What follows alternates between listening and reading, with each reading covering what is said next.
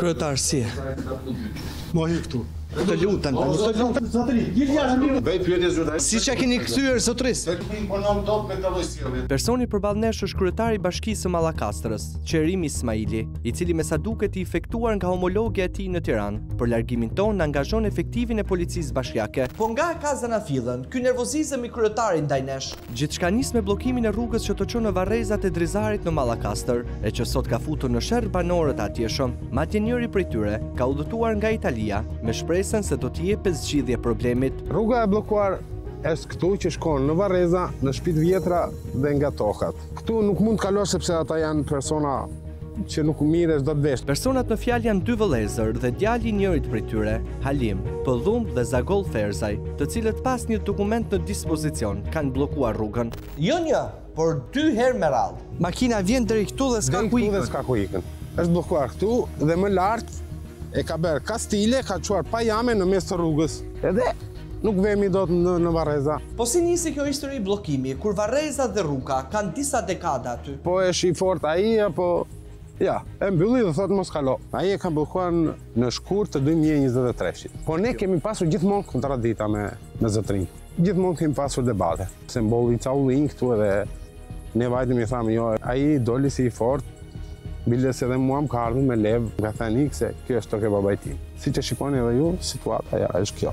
Unë kam gati kamionin, ai të qiburit që t'i për vjetorin dhe nuk mundem. Kelmendi pret prej muaj që të bën një varr të ri në kujtim të vëllait, por materialet nuk mund të futen në Varreza, por shkak se vëllezërit janë të vendosur që të mos pyesin për asnjë, as për bashkinë dhe as për policinë. Ne kemi bërë ankesën në komunë, në policinë. Komuna vendosi që u mblodhe Këshilli Bashkiak, dhe Këshilli Bashkiak ka vendosur që kjo rrugë do hapet. Dhe ai e mbylli, erdhi policia bashkiake me policinë e rendit, edhe e hapën për momentin. Atëre, pretendimet e tia janë që ka tokë babai dhe policia e shtetit ka ardhur këtu dhe deklaron dhe thot që kjo nuk është toke askujt. Ka bajtur dhe një proces verbal për këtë. Por shku të Varrezat s'ka rrugë tjetër. Nuk ka rrugë. Siç na thot Kelmendi, besa e tij jeton jashtë dhe sapo vjen për të vendosur një buqet me lule tek varri i babait, përballet me pamundësinë për ta vizituar. Kjo për shkak të vëllezërve që bëjnë ligjin në fshat. Ishte parë një ëndër babajnë e saj. Dhe ka kaluar këto prallet, këtu ka ngrisur dhe pantallonat, edhe më ka marrë telefon, ka thënë që o Xhaxhi, kjo rrugë është e bllokuar. I kam thënë Xhaxhi, ngjitu sepse ju jeni gra dhe nuk besoj se do të dalë njeri. Edhe unë dua të shkoj tek varri i vllait tim tani, por nuk mundem sepse mund të ndodhë një konflikt me zotrin në fjalë, edhe po pres që të veprojë shteti në këtë situatë këtu. Ata janë njerëz që nuk merren vesh. Ne i kemi marrë, unë i kam kontaktuar dhe në telefon dhe thot, kjo është, ti mos guxo të kalosh aty. Ose përndryshe, kemi rrugë të tjera. Siç ka ndodhur në këtë rast, ku njëri nga vëllezërit e paralajmëron Kelmendin për pasojat. Doja të takoja pak valla për atë punën e asaj rrugës se duhet bëj çik qiburin e. S'ka punë jo këtë toke jo. Ke mund të takoj ndani, ku të vete, ku të me ketë përballem. Ti më ka një gabim të kaloni, mos u gafroni me atë. Është gjë normale që të marrësh lejtë ty atë. Është toka ime. A ke dokumenta për tokën? Kam tokën papajt. Po të lajmëroj me më kaloni atje se do keni të patë shumë të ashpër. I vënë në siklet, me fqinjë që nuk merret vesh, Kelmendi ka udhëtuar disa herë nga Italia për ta zgjidhur konfliktin në rrugë ligjore, por pa rezultat. As në bashki dhe as në SPZ në zonës, i cili na i përshkurt, sa po na takon. Rruga është pro publike zotëri dash. E mbron njësi administrative. E rredi gjyqësor tjerë. Ka mund briten atje. Nuk rrugë që hapet dhe mbyllet. Ju thoni që jeni plot fuqish me zonës, po s'keni fuqi për këtë. As hap rrugë, dhe as nuk mbyll rrugë. Punojësi i policisë e pranon palishmërinë që po kryhet në zonën e tij, por nuk e shet arsyesh për të ndërhyr, duke ia hedhur topin njësisë administrative të fratarit. Drejtuesit të secilës duket se kanë marrë pushimet. Godina është e shkret, pavarësisht se jemi aty në orët e drekës. Me zyra të mbyllura dhe në mungesë të një zyrtari për të na sqaruar, provojmë të telefonojmë administratorin e njësisë, Shkëlqim Kaplanin, i cili me sa duket i njoftuar për praninë tonë. Në fillim nuk e hapi telefonin dhe më pas e fiku. Ne jemi prej 60 minutash duke pritur kryetarin e njësisë administrative, të cilin e kemi telefonuar dhe 5 herë. Në fillim na u tha që kryetari është këtu vërda dhe do vi, pastaj na u tha që është në Durrës. Por administratori nuk mbeti vetëm, sepse të njëjtën gjë bëri dhe kreu i kadastrës, Luan Sulaj, i cili pasi na tha se do kthehej në zyrë për 10 minuta, fiku telefonin dhe nuk u pa më. Numri votacion të thirrës mund të ketë fikur telefonin. Ju lutem, provojeni më vonë. Ndërsa jemi ende në zonë, në kërkim të një zgjidhjeje për rrugën e bllokuar, mendojmë që një ndihmë mund të na japë edhe takimi me vetë zaptuesit, të cilët ndoshta edhe mund të arsyetojnë. Zoti Ferzaj, si e don Kuçi nga Pirania? Pse keni bllokuar rrugën? Kush e ka bërë rrugën? Është gjatë vetë direkt te shtëpit. Këtë ta thot edhe shteti, ta thot ligji. Dikta nuk do të marrë intervistë fare. Si mund të shkelësh ligjin kështu? Zoti Ferzaj, nuk e di nëse e kupton apo jo për ke shkelur ligjin dhe je për ndjekje penale, sepse instruksionet shtetërore të këtij vendi kanë nxjerrë një proces verbal që kanë urdhëruar hapjen e rrugës. Zoti Zagor në vend që të përgjigjet, mbyll portën dhe largohet. Në këto kushte nisemi drejt Ballshit, me shpresën se aty do të gjejmë një zgjidhje.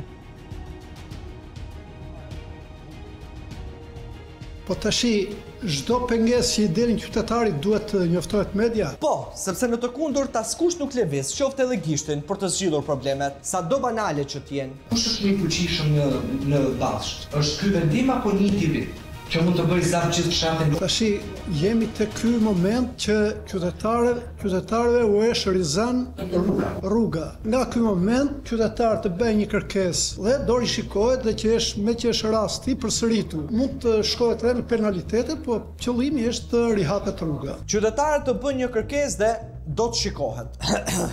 Burokracia, sipas ChatGPT-s, është një ndërlikim i panevojshëm i procedurave, duke i sorollatur qytetarët me letra dhe vonesa të kota, një lloj si në rastin që po flasim. Të lutem. Që makina që do vitë të bën të Tashi, ne do të shtyjmë pjetorët të lutem. Ore tashi, nuk ka forcat gatshme këtu, policia vjen në moment në policisë. Me këtë dokument bëhet denoncimi direkt me policinë e shtetit. Është thyer urdhri ekzekutiv i një titullari që tani kemi të bëjmë me një vepër penale. Ne do e ndjekim. Pra kemi zotimin tuaj. Nuk diskutohet fare. Nuk diskutohet fare. Ndërkohë që ne u rikthyem 10 ditë më vonë, gjërat nuk kishin ndryshuar dhe zotimi i drejtorit Malaj rezultoi një gënjeshtër. Siç të fakte kishim imagjinuar. Prandaj nuk na mbetej tjetër, vetëm të kërkonim ndihmën e të mallit, kryetarit të bashkisë. Kryetar si? Mohi këtu. Të lutem. Bëj pyetje zyrtare. Siç ja keni kthyer zotris? Imponon dot me të lloj. Ka makina që në orën 8 të mëngjesit që pret aty zotri. Dhe për një rrugë që është e bllokuar nuk kalon dot. Kush është më i fortë, një individ apo ky dokument shtetëror? Qytetari ka ardhur këtu me ne sepse nuk ka marrë dot zgjidhje. Kemi ardhur para një jave, takuam drejtorin e policisë bashkiake. Sa do të hapet rruga? Ka kaluar një javë dhe rruga nuk është hapur. Po luaj me eshtrat e një të vdekurit që nuk po gjej qetësia as në varr. Do të flaso? Patjetër, por të kam ardhur. Për ky policë që po nderoj, se nuk janë mas kriminal. Ky janë shumë e thjeshtë. Do të hapet rruga. Unë vazhdoni lutem. Nuk është normale kjo. Ju mund të vini brenda. Unë jam këtu si gazetar dhe gazetari ka dhe një operator me vete. Okej, atëherë do të filmoj dhe unë. Patjetër, ne jemi transparent dhe nuk kemi asgjë për të fshehur. Jemi gati. Aksion kryetar. Zyrtarisht.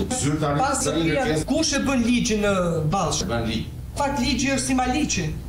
Se për disa funksionon, për disa jo. Nuk e njoh maliqin. Ideja është një ligjin mirë dhe të hap një rrugë. Okej, çfarë do të vazhdoj debati, mund të vazhdoj sa duhet. Ne duam një zgjidhje. Siç po më filmoni nga syra zoti Ismailaj. Mund të më keni përballë, unë sot të lutem, hapet erën. Po, jo nuk do të kemi diçka tjetër. Se nuk ka kuptim. Nuk ka sistema të bllokohet ajo rruga. E kupton sa ja kemi luajtur registracion të vdekurit, po i kaloni në vetë gjyqësi këta njerëz. Ky zotria ka ardhur nga Italia për t'i bërë varrin vllaj dhe nuk kalon dot. Mos lëvoj me ndjenjat emocionale të njerëzve. Ndjenjën tuaj jam unë shumë i shqetësuar se sa ju për rastin konkret. E shohim, prandaj ka mbetur rruga 2 muaj pa u hapur. Janë totalisht fakte të deformuara. Si të deformuara? A ishte një vendim i këshillit që të hapë rruga dhe ju gritët një grup pune dhe u hap rruga dhe sërish ajo është e bllokuar sot? Asnjë nga këto pyetje që i bëm kryetari i qeverisë Ismailaj nuk mori asnjë përgjigje, për faktin se ai kishte një tjetër hall. Mundet të bani edhe shkurtime këtyre pjesëve të i përdorni për audiencë televizive me shëndeta juaj, ashtu siç nuk kam drejtimin që këtë lloj materiali ka pasqyroj në rrjetet sociale të bashkëdhënëse, në rast se do të imponojnë. Bashkia nuk mund të shteri fal. Sa herë dikush një qytetar i përgjegjshëm apo i papërgjegjshëm vetë zaptoni rrugë në territor për 330 km katror është pak e vështirë kjo pjesë. Në momentin që konstatohet veprohet mbas ligjit. Nuk është çështje falli, është thjesht një skandal që po konsumohet dhe që kërkon ndërhyrje nga bashkia. Kaq e thjesht e gjitha. Besoj që jam i bindur që të paktën këto fakte me mision dhe ju do t'i konstatoni në rast se do t'i transmetoni, jo me manipulim. Përveç faktit se kryetari filmoi nga komoditeti i tavolinës, ndërsa ne gjatë gjithë kohës duke luftuar trup me policin bashkiak, e gjithë pjesa tjetër është e njëjtë. Shpresoj të zbatohet ligji. Unë nuk shpresoj. Unë jam bindur që të zbatohet. Nga kjo bisedë me kryetarin, i cili ishte i bindur se do të zbatojë ligji, kanë kaluar më shumë se 3 muaj. Dhe siç mund ta imagjinoni, për banorët e Drizarit asnjë zgjidhje. Kryetari Qerim Ismailaj, edhe pse u zotua që do ta zgjidhte këtë problem, edhe sot tek kësaj dite ne nuk kemi asnjë përgjigje. Rruga vazhdon akoma e mbyllur dhe nuk ka asnjë zgjidhje. Asnjë nga institucionet e shtetit nuk po bëjnë asgjë. Ta presin që ne të shkojmë në vetë gjyqësi.